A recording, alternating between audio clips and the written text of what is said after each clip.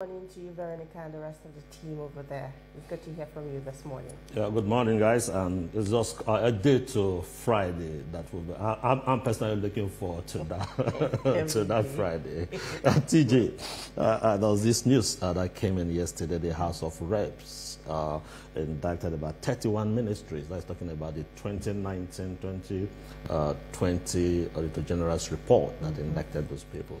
Well, it's not the first time that I will see the Public Accounts Committee making this kind of revelations. The most important thing is for the anti-graft agencies to follow through in recovering these monies, because one of the major issues again is even these public servants having to come and defend these unremitted or unaccounted for funds. I still have, we're still following the case with the Senate Public Accounts Committee where several invitations have been sent to the NNPC GMD to come and explain unremitted funds amounting to over 210 trillion naira. And, you know, the GMD has been giving excuses. It's either he's going for a retreat today or tomorrow the president is calling him. Okay, understandably so that maybe this money is, because it's from between 2017 to 2023, he might not have been in office by that time. But according to the lawmakers, they say government is a continuum. At least come and appear before us and give us explanation that you know. You can't just, 210 trillion naira cannot just go into the air and you expect us to keep quiet about it. And so have a lot of monies, you know, being, you know, missing from the public accounts with no explanation for it. I feel that, you know, public officers should remain accountable for funds or resources that are kept in their care. Exactly. And in the case of that, the NNPC, I think the burden is on the National Assembly, that usually is the oversight. Now, if you pass a resolution and certain individuals refuse, you must understand that you have the power. Now, if you've not been able to exert your power, then probably along the line you have compromised in several ways. That is why you lack the willpower to carry out certain things. I don't think so. I think they give them a very long stretch of rope to this is public money from what year? Warrant of arrest. They don't want to seem combative because, you know, the NNPC GMD has already alleged that he's been attacked unjustly. And, you know, this issue has keeps on coming to the fore all the time. So they give them a very long stretch of rope. What will have happened if a court asks them to appear and you refuse to appear? Well, so what we're saying is that it's not about the House of Rep, it's not about the NNPC, GMD or whoever. It's about the laws of Nigeria. If the House of Representatives or the National Assembly says invites you and you refuse to go, there are sanctions. Exert your sanction. That is why Nigerians voted you in there. It's not your personal business. These are public funds. Of course. Now look at this one, and the burden is on the EFCC. Yes. Let's see how far can the EFCC go if truly they mean business, not just going about pursuing people, spraying naira. This is public money. 2019, 2020 General's report.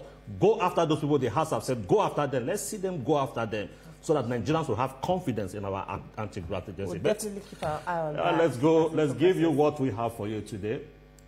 And good morning, everyone, and thanks for joining us on FCT Brief.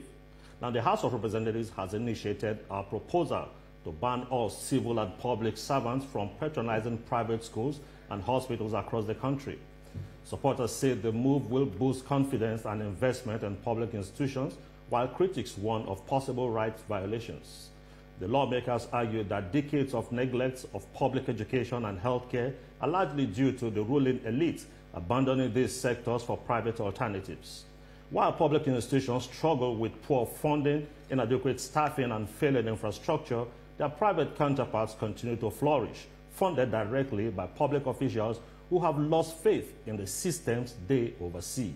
The proposed legislation, if passed, would force a significant shift in public policy and resource allocation, potentially raising the standard of public services nationwide. But the bill is already sparking intense debate over individual freedoms, with critics calling it unrealistic and coercive. As the proposal progresses through legislative scrutiny, Nigerians await with cautious optimism or growing concern over a bill that could redefine public accountability. It remains to be seen how the proposed policy will fare in the face of legal, ethical, and practical realities. For more on this development and the fresh conversation it has stirred, on how to rebuild confidence in Nigeria's public institution. Let's bring in the Honorable Member of the House of Representatives, Honorable Amobi Oga, who is the Chairman, House Committee on HIV/AIDS, Tuberculosis, and Malaria.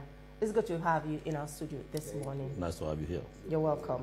Well, why ban public servants from using private schools and hospitals? Shouldn't the focus be on fixing the structures in these public institutions to make them more attractive, you know, to people to come and use, instead of banning civil servants? Yeah, the truth is that the public servant and the civil servant have lost focus.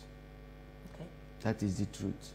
You know, being a committee chairman on one of the health committees within these 2 years, this is one thing I have realized. They have lost focus.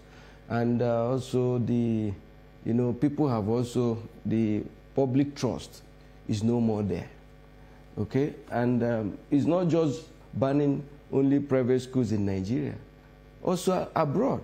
Oh, good. Also abroad, okay? Except those that have their family, immediate families are residing there before the appointment, okay? It's not just within Nigeria, because the truth of the matter is that, you see, public servants, civil servants have made public service as a source to make money, okay, and better the life of their immediate family. See, one of the major reasons for me, I said, if we build hospitals for the common man in the street, on the street, we build hospitals for our electorate. So why do we build hospital we don't attend? We are not being sincere to ourselves. Okay, we are black people, and for you to correct certain issues, you need to be a bit cohesive. Well, Honorable, you agree with me that change begins with you. So yes. I would like to ask you, how many of your children are in public schools or go to public hospitals where they are sick? See, at least it should start with you, since you're introducing yes, that bill. It has to start with me, but that is why we have moratorium on the bill of 12 months. Okay? You see, for me, being a young man, even if the bill is being passed today, tomorrow, I have kids that will be in school in the next 15 years. So what it means is that it's my desire to see things work. Okay? Yeah. It doesn't mean that today my children are already in public school. No, they're in private school. But it's my desire that these things will start working. Okay? Because it's not all about me. It's not all about you. It's about the common people outside there. So you agree that the public institutions should be fixed first before actually considering a ban on there must be that moratorium of 12 years. To start. Yeah, no, that 12 years is enough. If you say until, it can be 100 years. Okay, Honorable, let's come to this. I remember this is not the first time we're having things like this.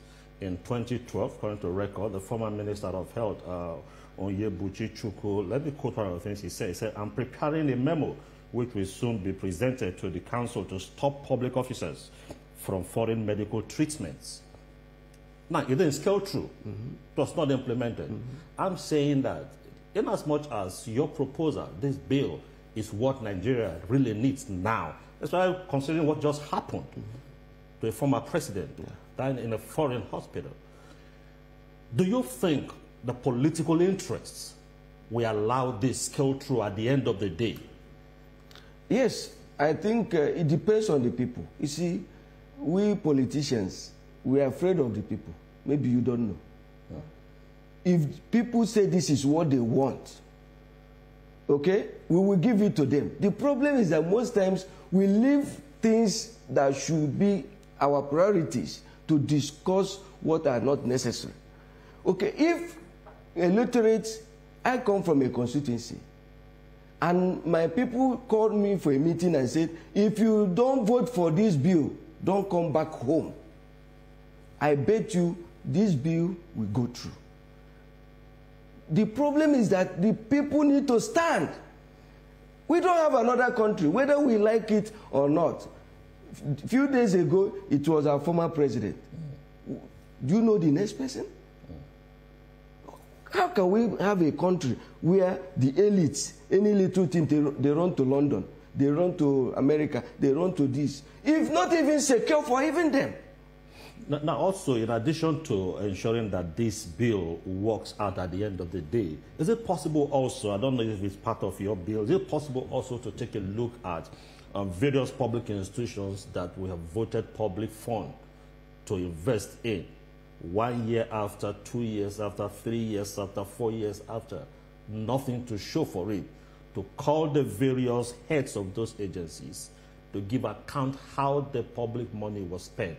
Because one way is you keep voting money, like she said, and at the end of the day, it will be spent wrongly, and we will never see it materialize. Okay, you see, the truth of the matter is one of the reason why I came up with this bill.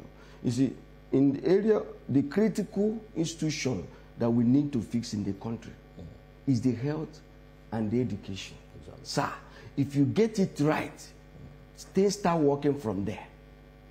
Okay? And that is the essence of whatever we want to achieve. When people are well educated, when people have good health, okay, they will be more focused. They will be more patriotic in what they are doing. The truth of the matter is that, you see, public servants, civil servants, sees government as a means of getting wealth. How many, even the honorable members, how many of their families are in Nigeria? These are part of the reason you see our dollar, we can't have, the dollar will keep moving up and down. Because the education tourism, the medical tourism is increasing day by day. Imagine Nigerians sending their children to Cameroon, to Ghana. Is it not a shame? Well, if you say that this is also to stop medical and education tourism, what about the private schools and the institutions that are here? You also agree that they also contribute to the GDP of the country, and these are businesses. We try to encourage local investments. Now, don't you think that this will send a wrong message to them on putting investments into Nigeria if this kind of ban is implemented? Who are the owners of those private schools? 80% of them are politicians and civil servants. Because they have destroyed the public institutions. So they steal money and go and invest it there. You see, it's the right time we have to tell ourselves the truth. We know the truth. We are Nigerians. We are not imported from abroad. We need to allow things to start working. We don't have another country, whether we believe it or not. If we pack the whole money, you saw what happened the day they buried the former president. If you're a normal person, you should think that what is in this world? What is in this world? Why can't we make ourselves comfortable? No, Honorable Oga, this I think is a huge indictment on the system. That is, incidentally, you're also a part of the system. Because every now and then you see the National Assembly will pass a bill for establishment of private institutions and all that. Do we care to even ask questions from the promoters of these, how they got their money? Well, you know that some of them are serving public officers. Do we care to ask before we pass the establishment of these? It's one of those issues we are still talking about. You see, if we don't do what we can do to maintain that public trust, okay, and ensure uncompromised standard and integrity of critical institutions, my brother, we are joking. Okay, just hold your thoughts there. Thank you. Yeah, we'll quickly have to go on a break now, and when we'll come back, we'll stay here discussing with Honorable Amobi Oga. Please stay with us. Glad to have you back. You're still watching FCT Brief, and we're still discussing the bill that intends to ban public servants from the use of private institutions. Well, you were saying something before we went on the break. Would you like to finish up with that? Yeah, I think I'll finish on that. All right. Yeah. Let's move to another issue. One big issue that is driving people towards using these private institutions or abroad is brain drain. If this bill is eventually implemented, what structures are put in place to ensure that, qualified and professional hands are not, tempted to also move out of the country to give their services outside, and, we're left stranded? You see, why is it, have you ever asked yourself, it's even people that went abroad to study, they will come back here looking for a job in an NPC, looking for a job in FIRS, looking for a job in local content, because they are well paid. Okay? Why is our doctors leaving shores of Nigeria? Because they are looking for greener pasture. They want more pay. Okay? See, if we fix these institutions and package good pay for them, what are you talking about? See, these things are easy. The issue is that we know our problem. The problem is that everybody will just want to grab money at the detriment of the common citizens. Is this bill also going to address, how these professionals are being paid? Of course. The moment, let me tell you, the moment conflict of interest is resolved, because what is causing all these things, there is conflict of interest by the public servant and civil servant. Once it's resolved, I put it to you, my brother, I'm not a lawyer, but I'm telling you, these things will be resolved. Okay, let's take us back to, in 2019, there was a bill, the Public Officers International Medical Treatment Trips Regulation Bill. Where you're aware of this, where is it? Because I'm saying good intention, if this kind of move in time past, somehow along the line was buried within the system, those forces are still very much present. They can still bury it somehow. And are you carrying relevant NGOs along in preparing the document for this bill? You carry them along to get to this point? That is what we're about to start. We not only the NGOs and CSOs, we are also going to engage labor unions. See, it's because it's for them. Okay? We are going to engage all necessary people we need to engage. Because, see, when we get these critical issues resolved, we will get a better Nigeria. I keep telling people, it's not the issue of tomorrow somebody said Tinubu is not doing well, you need this person. If you like, bring somebody from heaven. With the system we have, things will not work. That is why, for me, I'm against the coalition people. What are they coaliting? If you are aggrieved, you will say you are coaliting. It's time we tell ourselves the truth to resolve the matter of the country. It's no issue of who becomes president. The change must start from all of us. Here today, I'm in the National Assembly. What bill have I been able to bring up that will strengthen the system? This is where we should be looking at. We have focused, even as honorable members, more on constituency projects and leaving our core mandate to make laws that, you see, to make a good law, you must think. You must study. You must read. You must do research. But because of over-demand from our people, because some of them think we are governors, we are executives, they will call you to come and build road. They will call you to come and do this. It makes the members to lose focus. It's to make laws that will better the lives of our common people. So for me, change must start from every level. Whether you're an honorable member, whether you're a governor, whether you're a councillor, it must start from every level. All right, Honorable Amobi, I hear that there's quite a number of resistance to this bill, and there are speculations that it may not sail through in the National Assembly. If this eventually happens, are you willing to withdraw this bill and, maybe look at it, revise it, impute all the concerns that have been raised and represented to the National Assembly? Those that will reject it are those who will still go to benefit with public fund. Why would they reject it?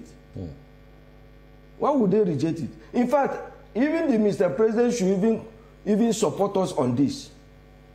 I am telling you, at his age, what he cannot do for Nigeria, who will do it? If he cannot fix Nigerian hospitals, who will do it at his age? This is a bill, people's oriented bill. Any member who refuses to support this bill is an anti-people. This is something all of us should be able to gather together to see how we fix the system. If there is no conflict of interest, what are they going there to do? Even some of them that go for medical tourism die of loneliness. You see, when you're sick, you're waiting the shores of your place. You will see your friends will come around. Well, you know, one of the duties of the National Assembly is also to carry out oversight.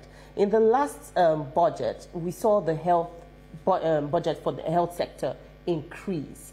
What level of oversight, especially from your committee, has been done to, you know, ensure that these monies are pumped into the right sector so that we can see a change in the health sector?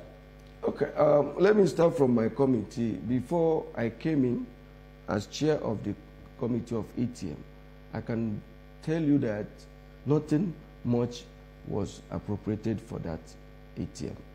But thank God, the fear of Trump have begun to reshape us on that area. Even the federal government appropriated about $200 million for ATM. ATM means HIV, AIDS, tuberculosis, and malaria control under the PMI. Okay, so you know, 2025 appropriation bill is already passed, but implementation has not started. But before now, we have been doing a lot, okay? Because it was shameful to mention even on this studio that in 2024, if I tell you how much that was appropriated for malaria, you'll be shocked, okay? You see, because we over-depend on these partners. We over-depend on these aids, okay? And let me tell us, there's nothing goes for nothing. There's nothing really that is free when you call it AIDS. Okay? There is a help from another nation. There's something they are also looking for. It's time for us to look inwards. We need to look inwards. There is need for domestic funding for these critical issues. You see, these are part of the reasons why I am coming up with this bill. Because of that conflict of interest. Issue loss of public interest. That is what is the cause of all these things. Every year you see the same line of budget. Computer, textbook, the same thing. Now, with all these concerns you're raising, it's the leadership of the National Assembly that disturbs. And the reason I'm saying it also is that if you take into cognizance the death of the former president in a foreign land, as an alternative, if this is not passed, if it is killed, would you advocate for proper oversight? Because for most Nigerians, the National Assembly is not doing enough oversight. I mean, in sanctioning those who are really culpable. We're talking about ministries, departments, or agencies. Let's look at the health sector. Would you advocate for serious sanction for monies voted and were not used for the purposes? See, when you see, we are Nigerians, we are black people. Even if you say proper oversight, what we are doing now is proper oversight. But there must be, you must tighten your belt, okay, very well, for you to fix certain things. If you don't pass this kind of bill to strengthen the institution, to maintain public trust, to reduce that conflict of interest, when you talk about even oversight, is it oversight when even the agencies, we see, let me tell you, we need to fix this country. I have to be sincere to you. We need to fix this, whether we like it or not. If you don't, in nearest future, we will regret. All of us will regret it. So this bill is essential. Even if they have, anybody have the plan or members, they won't support this bill. Like I have said, let's take it to public opinion. Let the electorate decide on it. If they truly want us to fix the country. See, if we don't achieve on this, I'm not, even if it's not being passed today, one day it will be passed. The issue of a reserved seat for women, it has been coming on almost every 4 years. But I'm seeing light of the day today because I'm part of sponsors of that bill. I have daughters that believe in themselves, that may want to be part in shaping the country. Why will you deny them that? But Honorable, aren't you concerned that this may also infringe on the constitutional rights of people to make their own choices? Because everyone is free to, move or participate in whatever or take services from whichever institution. Did anybody force you to come and take a public office? Did anybody force you to come and become a civil servant? But does that stop them from being Nigerian? No, the other jobs. You talk about right. Stealing people's public fund, is it right? Is it your right to steal public funds? So are you saying that all public officers steal public funds? I'm not saying all. But because of what you're saying in the system is very bad. The system is very, we can't hide on issue of human rights. There are certain things you need to get right. All right, final question, sorry, before I let you go.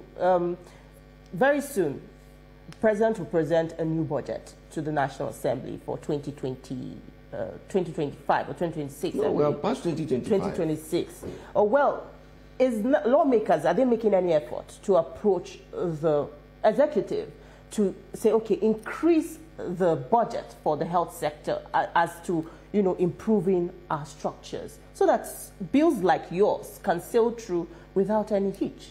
You see, issue of increasing the health sector appropriation fund, yes, it's good, but it's not the solution. We have been increasing this money year after year. What is the result? What is the result now? For me to come up with this bill, is anti-bourgeois, but it's for the people. For me to come up with this, I have sat down. I said, in what way can we resolve this matter? And this is the only solution. If you ask me, if you like, appropriate the whole money meant for the nation for health, the same thing will continue. But if you're able to get this bill passed, I can say that it's not that you get 100%, but that conflict will reduce to 10%. Okay, just do we have the space of time to go? I think we can go for one more minute. Okay. Let me just ask this quickly. I know that we're talking about rights of individuals. We also have to consider the rights of people. But also, I know it's also not out of place when you pick an appointment, for instance, and there are certain jobs you can't do. You can't be a CEO of a company and you get an appointment and remain as a CEO of the company. It's not an abuse of your right, I think so. It's also part of the system. Just saying that it's not out of place for somebody to say you cannot go abroad once you pick an appointment or you're elected. It's not that you can't go abroad. You see, like in that bill, there are exemptions. Exemption in the sense that maybe you are residing abroad or you have your immediate family. Because when we talk about immediate family, is if I'm the one as public officer, my wife, my children, my brothers are not involved. Okay. My mother and my father, they are not involved. We are talking about immediate. If your family, immediate family, are residing there before the appointment, okay, they are exempted. All right.